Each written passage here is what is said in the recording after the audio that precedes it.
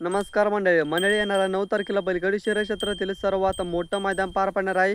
इतिहासामध्ये बैलगाडी शर्यत क्षेत्रामध्ये त्या मैदानाची नोंद होईल असं मैदान पार पडणार आहे ओवन श्री केसरी. त्या मैदानामध्ये तब्बल प्रथम क्रमांकाचं बक्षीस फॉर्च्युनर गाडी आहे 50 लाख रुपयाची. चंद्रहार दादा पाटील यांनी या मैदानाचं नियोजन केलेलं आहे. पहिल्या पर्वामध्ये रुस्तम हिंद केसरीला चंद्रहार दादा पाटील यांनीच मैदानाचं आयोजन केलं होतं थारचं मैदान. त्या मैदानामध्ये बकासूरने आणि मायबेने बाजी मारली होती.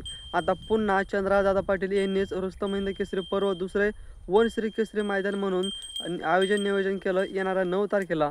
त्या मैदानासाठी देखील आपला सर्वांचा लाडका आणि बैलगाडी शर्यत क्षेत्रातील लाखो दिलो की धडकन बैलगाडी शर्यत क्षेत्रामध्ये एक इतिहास घडवणारा, इतिहास नवीन करणारा तो म्हणजेच बकॅडॉन सज्ज आहे. बकॅडॉनला फक्त येणाऱ्या 9 तारखेच्या मैदानामध्ये बकासूरला पुरणारा बैल पाहिजे. त्या मैदानामध्ये बकासूर 100% थारचा जसा काय मानकरी ठरला रुस्तम हिंद केसरीला, त्याच पद्धतीने येणाऱ्या फॉर्च्युनरच्या मैदानामध्ये देखील फॉर्च्युनरचा मानकरी आपल्याला बकासूर 100% दिसेल. फक्त मैदानामध्ये बकासूरला जबरदस्त आणि टॉपचा पेहरा पाहिजे. तर येणाऱ्या मैदानामध्ये बकासूरचा पेहरा असू शकतो फॉर्च्युनरच्या मैदानामध्ये, तो म्हणजेच कारुंडेकरांचा चिक्या.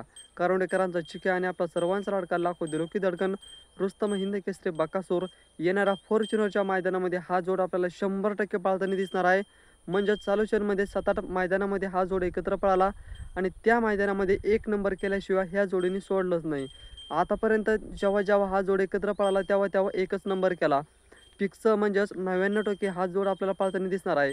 कारण की बकासूरसोबत कारुंडेकरांचा चिक्या बकासूरला साथ देऊन पळतो. बकासूरच्या तोडीस तोड पळतो आणि बकासूरला एकदम मैदानामध्ये घटून ही गाडी मैदानामध्ये पळते. त्यामुळे येणाऱ्या मैदानामध्ये हा साज आपल्याला 100% कदाचित पाळताना दिसू शकतो असं का म्हणतोय. बकासूरचा पेहऱ्याच्या मैदानामध्ये धप्पा बसतोय, पण जास्त करून हाच जोर आपल्याला पाळताना दिसण्याची शक्यता आहे. तर तुम्हाला काय वाटतं, बकासूरचा पेहरा हा जर असला तर येणाऱ्या रुस्तम हिंद केसरी पर्व दुसऱ्या फॉर्च्युनरच्या मैदानामध्ये त्या मैदानामध्ये कसा धमाका बघायला मिळेल कमेंटमध्ये नक्की सांगा. आणि टॉपच्या गाडीला कॉम्पिटिशन द्यायला ही गाडी मैदानामध्ये ठाम असते. तर भेटूया एका पुढच्या नवीन व्हिडिओमध्ये.